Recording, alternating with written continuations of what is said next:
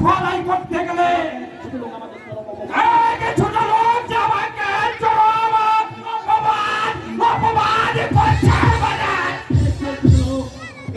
সেই ছোট লোক তুমি পারলে না ওই বেয়াদবটাকে গ্রেফতার করে আমার রাজ দরবারে সেই ছোট লোকটি হচ্ছে এই কাঠুরিয়া মঙ্গলবাদী।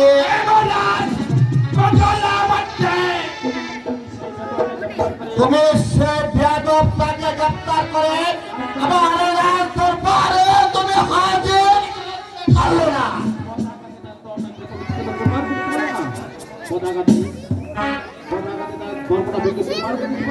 পদাঘাতে ভেঙে তার দর্পটা চুরমাচার করে দিতে পারলে না।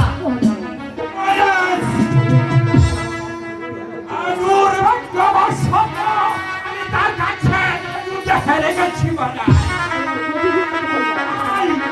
তাই আর প্রতিশোধ হল না।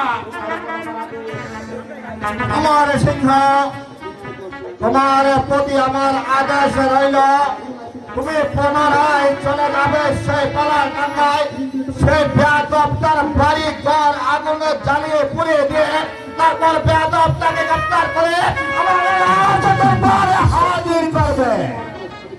আমি তাই করবো মহারাজ, আমি তাই করবো। আমি যদি এই অপমানের প্রতিশোধ না দিতে পারি তাহলে যে বিধায় আমার